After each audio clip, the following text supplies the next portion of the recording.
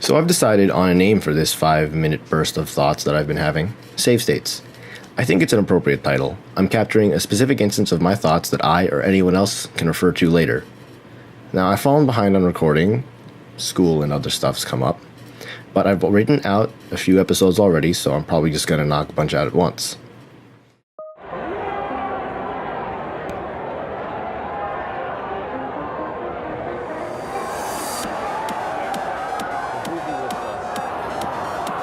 Back in March, I spent a weekend up in Boston attending PAX East. It's a great time, lots of games, merch, and people. A lot of the time I was focused on visiting as many upcoming game booths that I could get my hands on.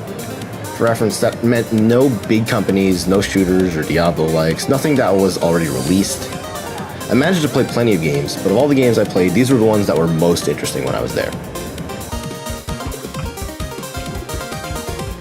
Ever since the success of the original Super Mario Bros., there have been a ton of derivative games looking to capture a slice of that pie.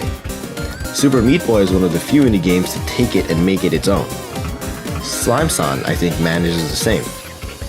Slime-san is a little ball of slime that gets eaten by a giant worm as to slime his way back out of his mouth or be digested.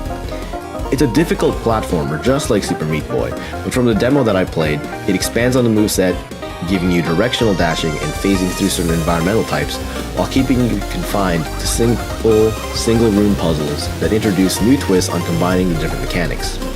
The threat of the rising stomach acid and a subtle time record encourages smart play, fast reactions, and overall mastery to get a lot out of Slime-san. The limited but creatively used color palette and the delightful chiptune soundtrack kept it all very fun and engaging.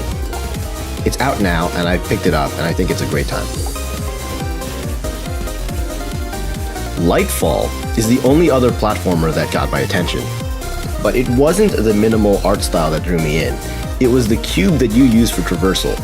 In comparison to Slime-san, Lightfall is very open. There are still puzzles to solve, with the cube acting as the key around various obstacles or terrain, but where I think the game really shines is when you combine the openness of the game with the quick use of the cube to come up with clever solutions around many of the game's problems.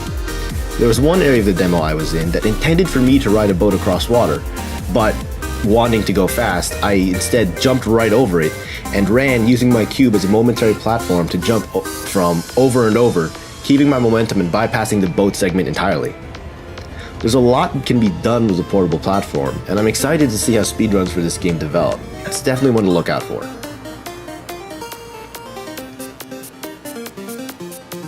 Let me know what you think in the comments below, whether you agree with me, disagree with me, you have any other thoughts.